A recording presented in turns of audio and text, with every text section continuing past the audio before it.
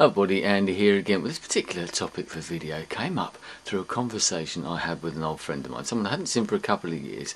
Just talking about this and that, and the fact that I've got, a teenage daughter who's 16 and a son who's 20. My friend is in a relationship with someone who's got a 15-year-old daughter, and I believe they've got a son as well. We were just talking about Facebook and all those type of things that kids tend to do, I tend to do, he tends to do as well. That's how we keep in contact now most of the time, is through Facebook.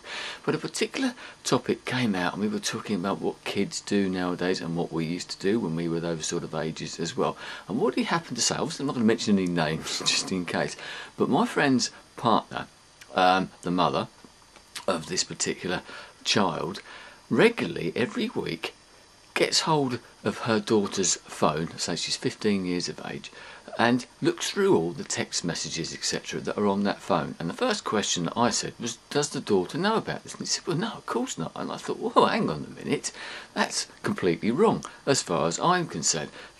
And my friend said, well, no, I think in this day and age, we never know quite sure what's going on with the way that the internet is. And this is a very, very internet savvy person, don't get me wrong. He's not naive about the internet in that respect. Maybe I've been naive about some problems with the internet, but to me this all sort of comes down to trust, because I happen to say that to me what that means, if you're looking at your child, doesn't matter if it's your son or your daughter or whatever, or anybody's mobile phone, if I did it to my wife, for example, etc., if she did it for me, it would mean that you didn't actually trust that person particularly. If you felt that you needed to go and look at their mobile phone, etc., and check on what they've been doing effectively, then there's a level of trust that's gone there, or there isn't a level of trust in the first place. I equated this to like looking into somebody's diary. As I said to my friend, to me that's exactly the same and no different than if I kept a diary or something, or my daughter kept a diary, that particular daughter kept a diary, and the mother, the parent, whoever, actually had a look into that and broke that level of trust and read those person's thoughts. Now if we put them out here like this on the internet, like I do and other people do, that's different. That then becomes sort of public property in a way.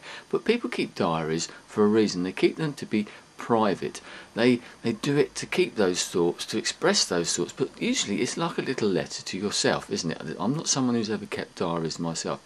And I relayed the story, actually, of something that comes up periodically at home with my wife. She remembers years ago she kept a diary about the same sort of age as my daughter is, and this particular teenager is as well that I'm talking about here.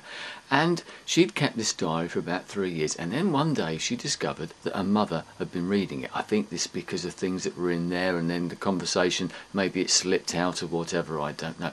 And from that moment to this, I know my mother-in-law unfortunately died last year, but it still comes up in conversation. That still hurts. That is still there and sticks in my wife's mind. And we were talking about this at home because later on in the day, came home, my wife and my daughter, and I said, I'm just going to tell you this particular story and see what you think of it as people. Obviously my wife agreed with my point of view. She felt it was a betrayal of trust to look at that for all the reasons that I said.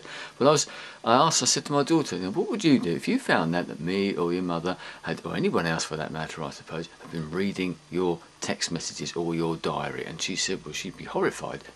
Doesn't feel she's got anything to hide, but that doesn't matter. It doesn't matter if you've got something to hide or not. If someone is being intrusive into your privacy, something that is your own property, I wouldn't be happy about that. My daughter said she wouldn't be, my wife said she wouldn't be. As I said, if I find a phone laying around in the house, I'm not tempted to pick it up and start looking through it to see what people are doing on there. It doesn't even cross my mind. But I accept. My friend said, well, maybe you should be a bit more careful about this. Maybe you shouldn't, if you don't feel comfortable to read the text message or something, but maybe you should question what your kids are doing a bit more. That's a fair thing to say, I suppose, because my point of view was that I feel that at home that I've got, and my family, my wife has got a good level of trust and a good level of openness with our children. I think that's a good thing that is, if you can have that, that's great. I know it doesn't always work in all families, and maybe that's one of the issues with this other family. I don't know, maybe something's happened in the past or something that's made the mother or whatever a little bit more suspicious. But it still, in my opinion, doesn't mean, unless it's with the agreement of the person, of course, that you should start looking at their emails, for example, or their text messages, or whatever it might be, even their Facebook accounts. I said to my friend that I'm not friends with my children on Facebook.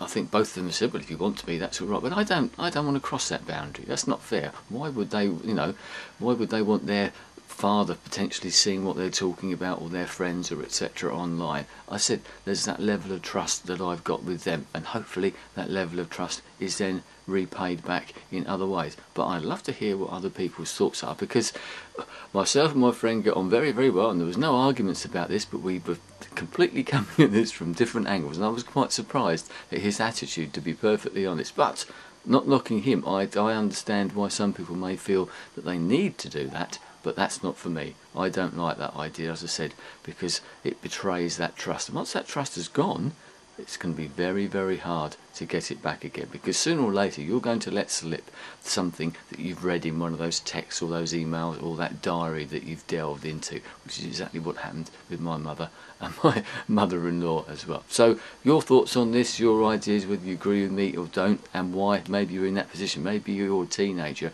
and thinking, I wonder if my parents are reading what I'm doing, or maybe they know, maybe you've got that relationship with your parents or whatever, where you feel you can talk about things openly. Maybe you haven't, and that's the other side of the story. So there you go. As I said, love to hear your thoughts on this one. Thanks for your time, and I'll speak to you again soon. Goodbye.